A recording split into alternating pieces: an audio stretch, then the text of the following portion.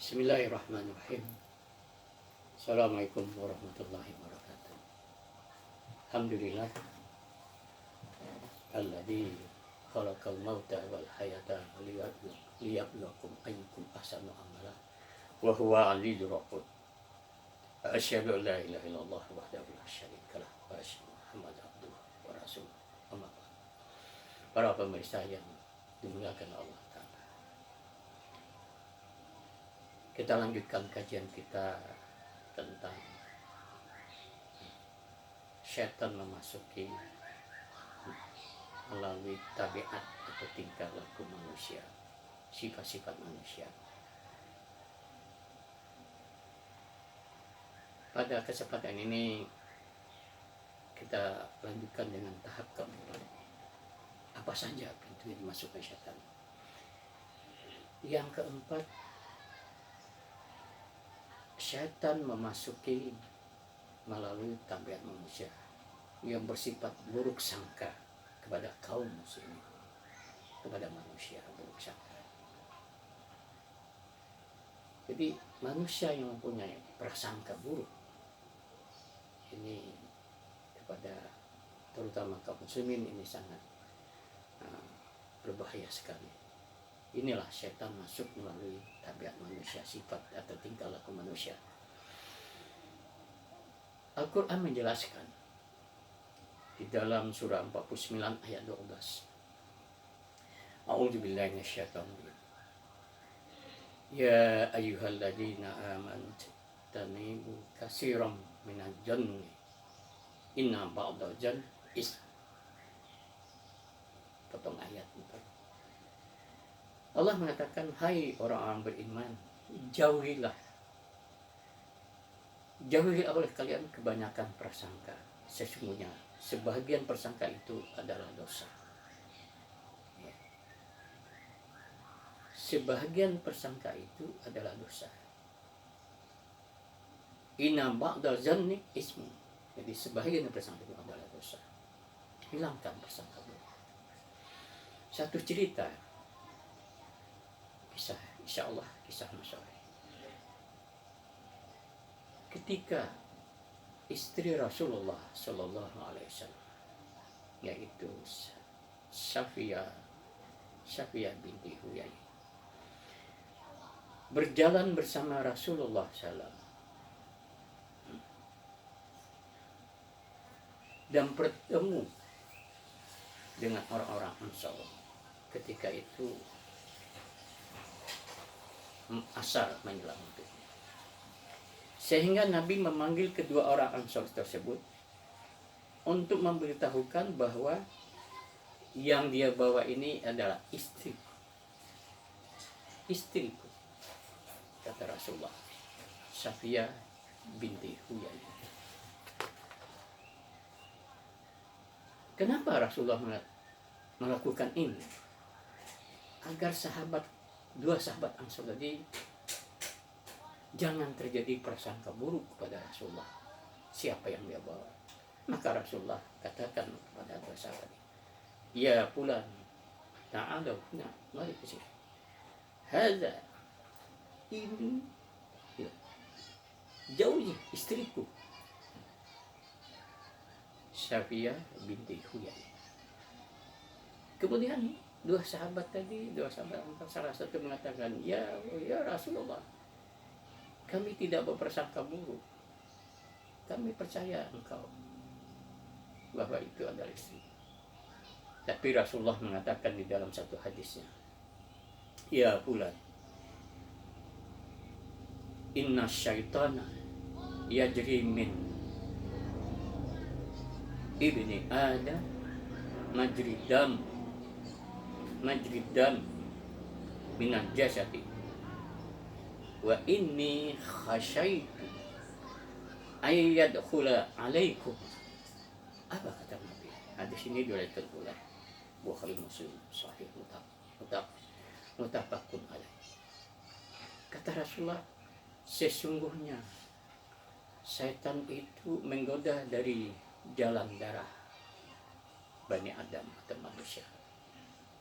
Rasulullah mengatakan, Inna syaitana yajri min ibni Adam majri dam. Sesungguhnya syaitan itu menggoda melalui jalan darah Bani Adam manusia. Minal jasad ke dalam jasad manusia. Wa ini sesungguhnya aku khasyah itu, aku khawatir, kata Rasulullah. Syaitan itu akan masuk di antara kamu berdua. Wa inni asyaitu ayyadkhulal alaikum. Aku khawatir bahwa syaitan akan masuk di antara kamu berdua ini. Luar biasa. Makanya Rasulullah memanggil, ya fulan ta'alu guna hadza jauh ini sih. Begitulah untuk mencegah jangan sampai terjadi buruk sangka. Jadi sifat yang keempat ini, jauhi sifat buruk sangka pada sesama muslim. Ya, yang kelima, bahwa makan kekenyangan. Ini juga salah satu pintu syaitan. Orang kekenyangan, makan kekenyangan, dia akan ngantuk, dia akan tidak mudah untuk menerima hidayah dari Allah. Apabila mendengar pengajian, dia tidur.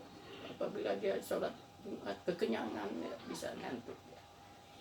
Nah, para pemirsa yang memuliakan Allah, jadi makan kekenyangan itu, sekalipun makanan itu halal dan bersih, tapi karena kekenyangan, itulah syaitan mudah masuk ke dalam tabiat manusia, diri manusia.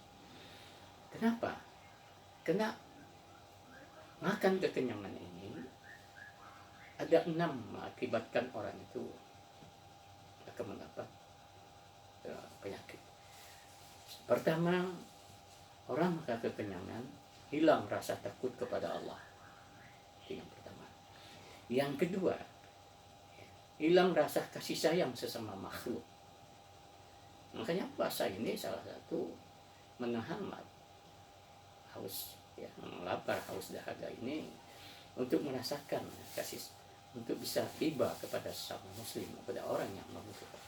Jadi hilang rasa kasih sayang sesama makhluk. Ketiga, orang makan kekenyang ini menghambat ketaatan kepada Allah. Orang dah kenyang, malas sholat, malas ke masjid, kekenyang. Yang kemudian yang keempat, apabila mendengar ucapan hikmah atau pengajian, ia tak tanggap, tak paham. Inilah syaitan menggoda orang yang tenang, tak tanggap dia pengajian, keburungan itu. Yang kelima, apabila menyampaikan nasihat atau hikmah tidak menyentuh hati manusia, pada kekenyangan dia, seorang ustaz guru, akibatnya tidak tangkap. Tidak ada menyentuh nasihat kepada orang lain. Yang keenam, menimbulkan banyak penyakit.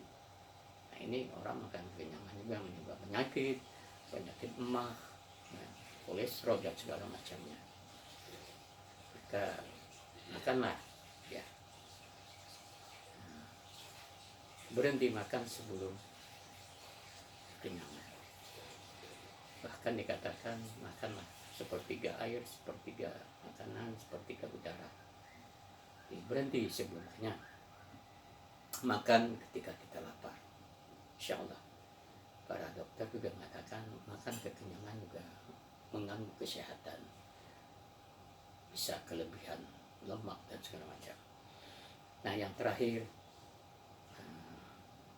bahwa pintu terakhir ini suka berhias dengan perabotan dan pakaian dan rumah. Di orang yang suka mengumpul perabotan, pakaian yang begitu banyak, sampai-sampai nggak kepake lagi, suka berhias dengan perabotan ini, yang kadang-kadang syaitan itu masuk melalui tabiat manusia. Orang yang suka berhias dengan perabotan, sehingga ada perabotan yang nilainya, umpamanya Gucci di zaman dinasti Ming, dia punya umpamanya, atau lukisan Maradona atau lukisan apa saja yang nilainya sampai miliaran, ya, dia pajang rumah. Nah, ini akibatkan dia bermegah-megah dengan perabotan. Yang lebih berbahaya lagi ketika ia memasang patung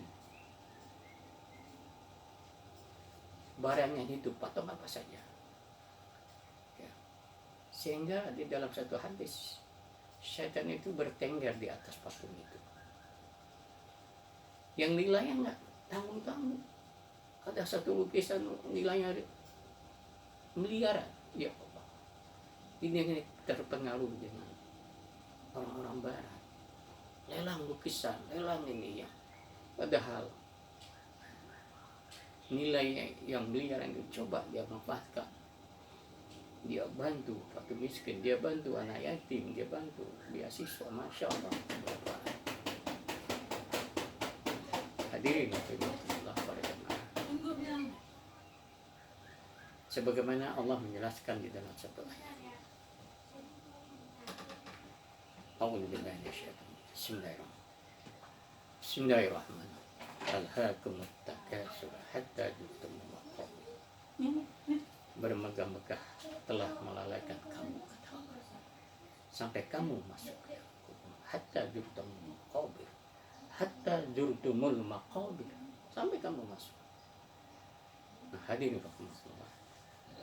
Jadi berusahalah kita selalu mengingatnya, ya, pesan-pesan, ya, peringatan dari Allah di dalam ayat bahwa bermegah-megah itu akan melalui kita. Bermegah-megah kita dengan barang-barang antik yang nilainya tidak terhingga, masya Allah. Coba manfaatkan, dijual barang itu untuk anak yatim, untuk itu insya Allah. Bahkan Rasulullah mengatakan, khairun nas, sebaik-baik manusia, anfa'u bin nas, anfa'uhum bin nas, adalah manusia yang bermanfaat, mereka bermanfaat buat orang lain. Khairun nas, sebaik manusia, kata Rasul, anfa'uhum bin nas, bermanfaat, mereka bermanfaat buat orang lain. Itulah sebaik manusia. Manfaatkanlah harta yang ada itu semaksimal mungkin. Inilah akan menghantar kita nanti, baik di dalam kubur, alam barzakh, maupun nanti di padang mahsyar. Demikian segera yang bisa saya sampaikan. Jadi tahap yang kedua ini adalah tambahan 3 tambahan Indonesia, jadi semuanya 6. Insyaallah dalam kesempatan lain kita akan sampaikan bagaimana kita mengetahui sifat-sifat setan itu merayu manusia melalui tabiat-tabiat. Demikian, lebih kurang mohon maaf. Billahi taufik wa hidayah. Assalamualaikum warahmatullahi wabarakatuh. 5 menit ya.